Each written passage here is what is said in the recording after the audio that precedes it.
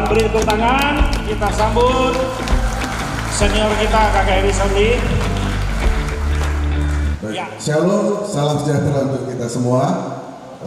Yang saya hormati Kak Robi, yang saya hormati Ketua Panitia Pekan Pemuda beserta seluruh panitia yang ada di tempat ini, dan yang saya kasihi, saya banggakan adik-adik sekalian yang hadir pada Pekan Pemuda dipimpin pada hari ini oleh panitia. Kakak diberikan tema zona nyaman penghalang sukses.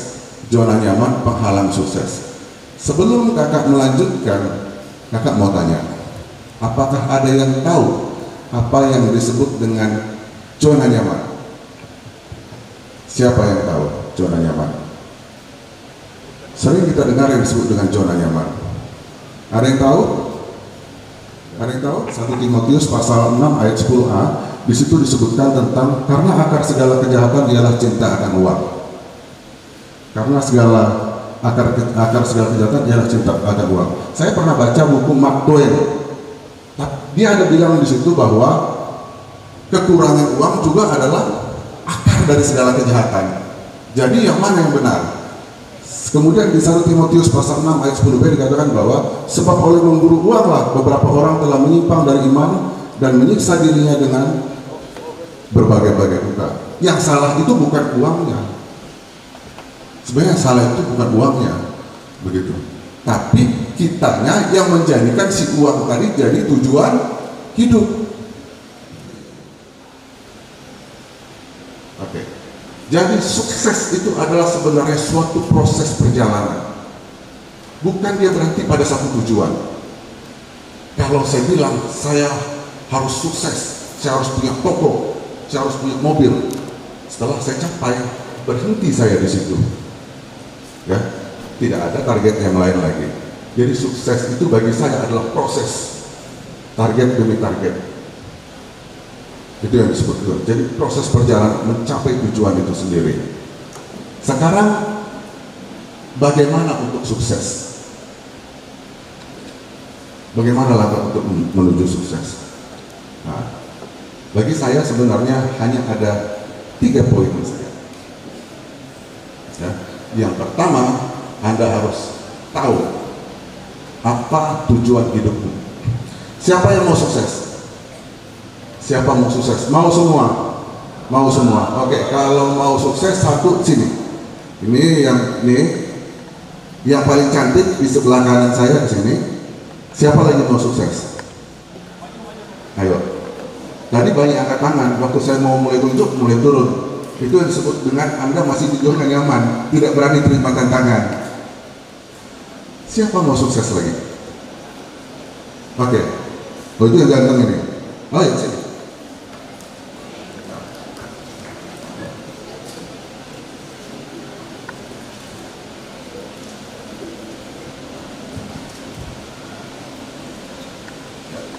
Sekarang kakak mau tanya, ya, siapa namanya tadi? Augustin Yulia. Siapa? Augustin Yulia. Yulia ya. Oke, Yulia. Kakak sekarang mau tanya sama Yulia. Mau sukses? Kira-kira nanti suksesnya mau sukses apa? Mau jadi apa? Menjadi poluan. Poluan. Hebat. Ini siapa? Nama saya Triadi Rangga Saputra. Oke. Mau sukses ya? Nanti tujuan hidupnya kepinginnya mau jadi apa? Jadi perwira muda. Perwira muda apa ya? Tentara, polisi. Sekarang untuk sampai ke sana mau jadi perwira muda, apa yang sudah disiapkan?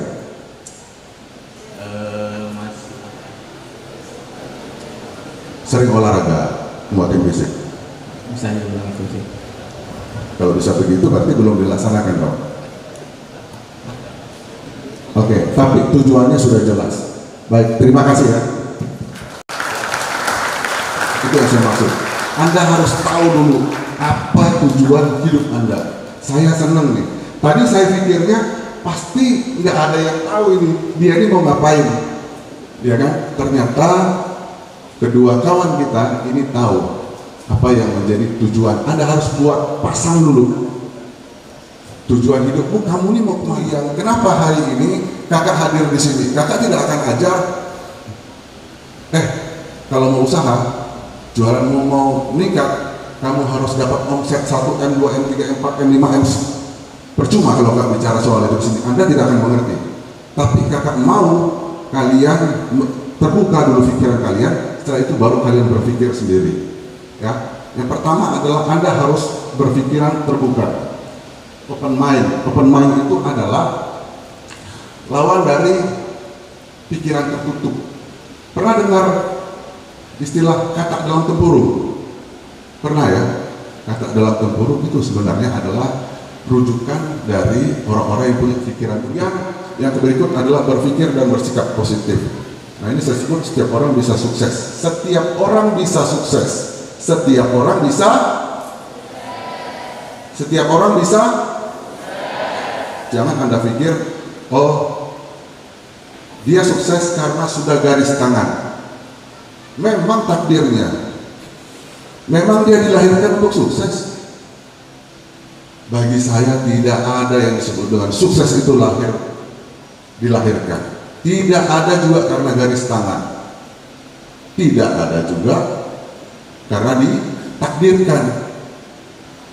Kalau kamu sampai berpikir seperti itu, kamu nanti ikut, ada tuh yang peramal-peramal suka baca di online tuh saya lihat ya.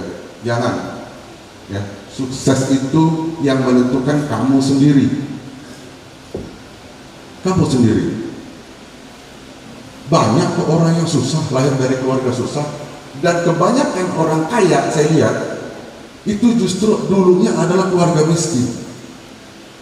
Sama saya juga begitu. Tapi kalau Anda dilahirkan dari keluarga yang mampu, itu bonus namanya. Tapi tidak menjamin bahwa Anda akan sukses dari saya kecil. Kemudian yang berikut adalah lingkungan yang positif. Nah, ini sama seperti yang kakak cerita tadi, karena dia memiliki aset informasi. Nah, seorang sahabat itu, teman sejati, adalah orang yang memunculkan potensi paling baik dalam dirimu. Tapi kalau kamu bergaul ya dengan si A, tapi kamu jadi buruk, kamu harus tinggalkan. Ya. Tapi ketika kamu bergaul dengan si B, kamu jadi lebih baik, maka kamu harus berteman dengan dia. Apalagi kamu sudah punya cita-cita, punya tujuan, kamu harus membuat lingkunganmu untuk punya visi yang sama. Itulah sebabnya kenapa kakak ini dari dulu temannya banyak orang-orang tua.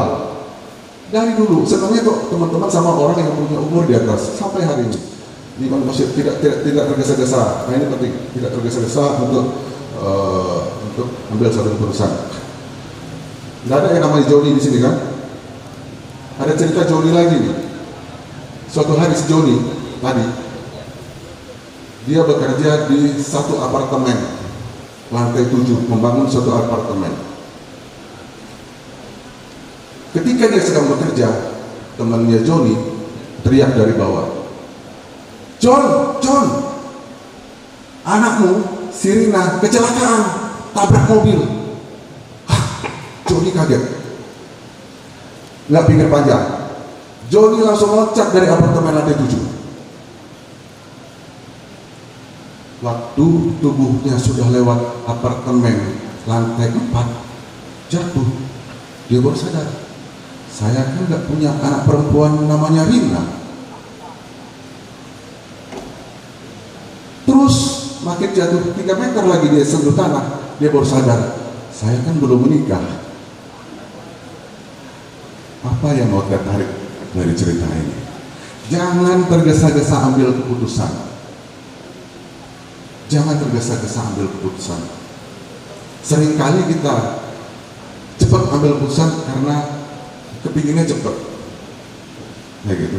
Segala sesuatu harus kita pertimbangkan. Selanjutnya fokus pada tujuan. Nah, fokus pada tujuan supaya pikiran kita berkembang harus produktif ya. Singkat saja, produktif itu artinya efisien, efektif ya. Banyak orang produktif itu kalau teman saya datang ke kantor, datang ngopi, minum, ngobrol, tiba-tiba udah siang pulang. Kalau bagi saya itu tidak produktif. Ngobrol di tempat kerjaan, itu tidak produktif, menghabiskan waktu. Ya, kalau kamu produktif, sebenarnya kamu buat daftar tugas. Dulu saya kebiasaan dari muda, saya buat daftar tugas besok mau ngapain, karena saya ini pelupa berat. Saya harus buat jam segini, saya harus buat sekian. Besok saya baca, oh ya iya harus saya buat, saya kerjakan. Begitu setiap hari sampai dengan hari ini. Hidupmu sudah terpapar dengan kehidupan orang lain, padahal belum tentu dia seperti itu, karena orang posting itu biasanya apa yang dia senang saja. Kamu akan jadi tidak fokus kepada tujuan. Kamu akan jadi diri. Kamu jadi tidak percaya diri.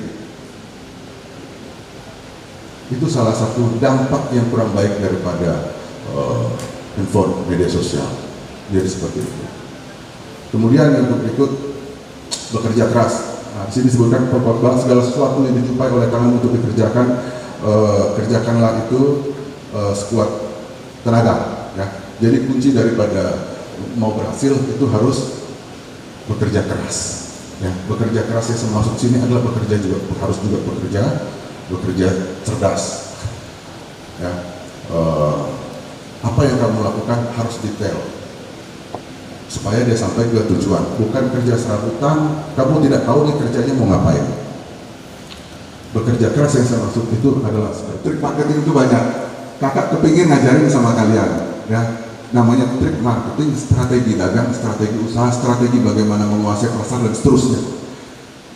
Kalau mau jadi wirausaha seperti kakak, wirausaha apa saja? Mau kan? Ada yang mau wirausaha? Oh iya, nggak banyak yang mau kelihatannya. Tapi kalau ada yang mau, ya kakak akan ajarin, tuntun. Tapi harus dibuktikan dengan keseriusan niatmu dulu. Ya, misalnya dari gereja ini dan dia kepingin dong, saya mau belajar itu. Saya dari awal kecil-kecil ini saya mau coba makin bisa nggak saya berwirausaha. Kemudian yang berikut adalah optimis, ya. Menumbuhkan sikap optimis, serahkan segala kekhawatiranmu kepadanya. Oke, ya. Optimis harus yakin dengan diri sendiri. Optimis itu yakin dengan diri sendiri. Yakin pun harus berdasar. Ya. Optimis itu sama dengan yakin, sama dengan mungkin beriman, imanmu. Ya. Kamu harus yakin, saya akan sukses. Yakinlah dengan dirimu sendiri. Ya. Itu sebabnya kenapa kakak dulu waktu buka cabang, ya saya punya toko di Bulan. Saya buka cabang di Malinau, Pelita Motor untuk pertama kali. Hari itu tahun 2017 itu lagi inflasi lagi tidak baik. Artinya apa? Daya beli orang lagi turun, banyak toko tutup, pedagang tutup. Kakak kok mau buka toko di saat masa sulit seperti itu? Karena pikiran waktu kalau saya bisa bertahan di masa sulit, apalagi berkembang, saya pasti sukses di masa yang normal. Saya buka di Malinau. Saya buka di Malinau pada saat tahun 2017. Saya yakin, optimis, pasti bisa. Bisa. Kok saya buka toko, saya warnet terus selama berapa tahun? 4 bulan udah balik duitnya. Kaget saya. Wah gila. Tuhan baik. Tuhan tolong saya. Kemudian, setelah itu saya sudah di Kaltara sudah agak banyak. Kemudian saya pikir, bisa nggak saya coba main di Kaltim? Kenapa? Karena saingannya lebih tinggi di Kaltim. Kompetisinya lebih tinggi. Kalau saya bisa kerja di sana, saya juga pasti bisa kerja di mana. Dan yang terakhir, pantang menyerah. Nah ini terakhir saya bicara. Di sebuah ekspedisi. Suatu waktu ada ekspedisi, Hernán Cortés namanya, dari Spanyol. Dia ditugaskan oleh Raja Spanyol untuk menaklukkan suku Aztec. Aztec. Dia datang. Dia pikir suku Aztec itu sedikit. Ternyata suku Aztec itu waktu itu adalah kota yang paling besar, 5 juta penduduk. Dia bawa pasukan 500 orang. Sampai di pantai dia lihat. Hah? Ternyata ribuan musuh. Dia nggak akan pulang ke Spanyol. Dia bawa 11 kapal. Apa yang dilakukan si kapten Hernán Cortés? Dia bakar, dia punya kapal di pantai. Satu yang disayang untuk pulang ke Spanyol kasih tahu 10 kapal dia bakar. Setelah itu dia kasih tahu dengan pasukannya, pilihan kita cuma 2, menang atau mati, cuma 2. Singkat kata sejarah mencatat pasukan Cortés akhirnya menaklukkan 100.000 musuh, menang. Ya. Jadi seperti itu ya, pantang menyerah. Ya, ini sebenarnya yang paling penting. Cuman saya karena waktu, saya pikir kita semua juga sudah mengerti. Ini ada saya buat nih, Winston Churchill, dia sebelum Perdana Menteri Inggris dulu. Dia adalah Perdana Menteri Inggris yang bawa Inggris menang Perang Dunia kedua. Pidato terakhirnya itu menarik sekali. Never, never, never give up. Dia kasih semangat moral kepada pasukan. Artinya, jangan pernah menyerah. Harus semangat, kita harus gigih, ya. Terakhir adalah bermanfaat bagi orang lain, ya. Mungkin kalau orang lain kalau sudah dapat ini, dia sukses, selesai. Tapi orang Kristen kalau sudah sukses, ya terakhir adalah dia harus bermanfaat bagi orang lain. Itu yang disebut dengan sukses sebenarnya. Anda harus bermanfaat bagi orang lain. Galatia 6:2 disebutkan, bertolong-tolonglah menanggung bebanmu, demikianlah kamu memenuhi hukum Kristus. Hari ini saya mau bagi talenta dengan orang lain. Saya mau buat kamu bertumbuh, kita semua bertumbuh. Saya mau bagi pengalaman. Banyak pengalaman kalau cerita orang kaya, pelit enggak? Ya, orang kaya, Bill Gates tahu. Bill Gates itu berjanji akan sumbang 90% daripada kekayaannya untuk kemanusiaan, amal. Banyak yang lain, ya. Saya tidak akan sebut, tapi banyak rata-rata orang-orang seperti itu. Membantu orang lain, bermanfaat untuk orang lain. Jadi itu saya kira hal-hal yang ingin kakak sampaikan. Dan terakhir hari ini, ya, kakak melihat bahwa ada perkembangan yang luar biasa di Kalimantan Utara. Sebagai gambaran untuk kita semua, ada sudah terjadi ledakan perkembangan yang luar biasa. Mungkin Anda sudah tahu, ya. Saya kemarin jalan sama anak saya bilang, nak, dulu nggak semacet ini, sekarang sudah macet. Wah, berarti nanti ramai dong Pak? Iya, nanti ramai. Tapi Anda tahu apa yang ada dalam pikiran saya? Betul ramai. Tidak berapa lama lagi, beberapa tahun akan datang, tempat kita ini akan ramai sekali. Sebagai orang yang berusaha, saya khawatir sekali. Apakah saya senang? Tidak. Saya bangga di sini akan ramai. Apalagi dia jadi penopang IKN. Apalagi bahwa ada kawasan industri strategis, ya, di timur. Tempat kita akan ramai sekali. Apakah Anda sudah tahu? Semakin ramai suatu wilayah, semakin ramai suatu daerah, maka akan semakin tinggi tingkat kompetisi. Kompetisi dalam hal apa? Dalam hal apa saja? Apalagi dalam hal ekonomi. Kalian kalau tidak bisa berkompetisi, hanya ada dua pilihan seperti yang Anda konteks tadi. Kalian tersingkir atau menang. Hanya ada dua pilihan. Percaya sama saya. Ini untuk membuka pikiran kita semua. Jangan ada pikir nanti kalau sudah ramai, wah, fasilitas akan semakin banyak. Saya percaya memang seperti itu.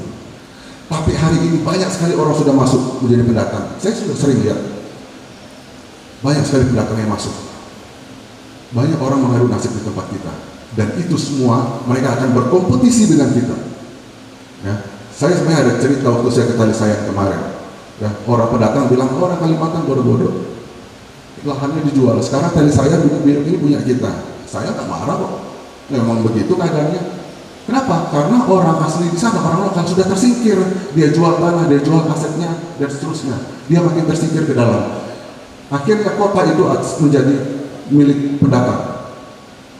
Saya juga tidak salahkan orang kita yang menjual aset. Kenapa? Karena dia butuh uang. Benteng terakhirnya adalah aset, jual tanah. Tapi kalau ekonomimu bagus, kamu tidak akan menjual aset. Oleh sebab itu mulai sekarang Anda harus berubah. Anda harus ubah pikiran. Anda semua harus jadi sukses. Hanya ada dua pilihan sekarang dengan kita saat ini. Kalau tidak, secara ekonomi, secara sosial, bahkan budaya, kita orang Dayak akan tersingkir. Percaya sama saya. Dulu Jakarta itu punya siapa? Orang Betawi. Mana orang Betawi? Penduduk lokal. Australia itu punya orang aborigin. Mana orang aborigin? Jangan sampai orang Kaltara itu orang apa dulu? Orang Dayak. Mana orang Dayaknya? Percaya sama saya. Jangan tunda-tunda lagi. Jangan tunda lagi. Hari ini kamu harus berubah. Hidup ini adalah regenerasi. Nanti kami sudah tidak ada lagi. Yang meneruskan siapa? Adik-adik saya sekalian, kamu harus berubah. Harus berubah. Kalau kamu pelajar, kamu harus belajar sungguh-sungguh. Kalau kamu bekerja, kamu harus naikkan karirmu. Kalau kamu berusaha, kamu harus berusaha, kamu harus berkompetisi dengan orang lain. Saya sudah terbiasa berkompetisi dengan siapapun. Itu aja saya masih was-was, karena saya tahu pemodal besar akan masuk. Saya harus buat strategi apalagi yang nggak pernah. Ya, harus berubah kita. Pemuda DKI pasti bisa. Ya? Kalau begitu berdiri semua. Kita buat aja, berdiri semua. Untuk bikin semangat kita, berdiri semua. Kakak akan bilang, pemuda DKI, adik-adik akan bilang, saya bisa, saya sukses. Winston Churchill bilang apa? Never give up. Ya, saya bisa, saya sukses, never give up. Oke? Siap ya? Pemuda DKI, never give up. Satu kali lagi, yang semangat. Satu kali lagi. Pemuda DKI, saya bisa, saya sukses, never. Tangan untuk. Oke, baik. Silakan duduk kembali. Terima kasih. Sekali lagi kita beri tepuk tangan yang mulia. Terima kasih kepada Kakak Edison Lim yang sudah menyampaikan. Demikian silakan kita berdiri. Mari kita akan mengakhiri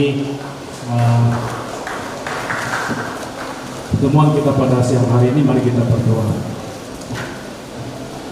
Bapa kami yang di surga, Bapa yang telah mengasihi kami di dalam Yesus Kristus, pada siang hari ini kami mempersembahkan segala pujian dan syukur kami kehadirat-Mu. Kami boleh melewati 2 sesi ceramah seminar yang telah disampaikan bagi kami. Kiranya Tuhan Engkau memberkati setiap anak-anak muda kami yang sudah menerima berkat pengalaman hidup, bahkan apa yang Tuhan ingin kami lakukan dan perbuat dalam kehidupan kami semua. Berkatilah anak-anak muda kami baik untuk masa depan mereka. Kami berdoa kiranya Tuhan juga memberkati kedua hamba-Mu yang sudah melayani kami, memberi support, bahkan juga memberi kebenaran-kebenaran-Mu bagi kami. Biarlah apa yang telah disampaikan boleh menjadi berkat bagi kami. Kami berdoa kiranya Tuhan akan terus memberkati kedua hamba-Mu yang sudah melayani kami, menyampaikan firman Tuhan, bahkan pengalaman hidup yang boleh menjadi berkat bagi kami. Berkatilah usaha pekerjaan dan pelayanan mereka, Bapak. Kami akan kembali ke tempat kami masing-masing dan akan beristirahat pada siang hari ini. Tuhan kiranya tetap menolong dan memberkati kami semua. Inilah doa syukur kami, Bapa. Kami persembahkan di dalam nama Tuhan kami Yesus Kristus. Haleluya. Amin. Kita tetap berdiri sebentar di tempat kita foto bersama. Amin.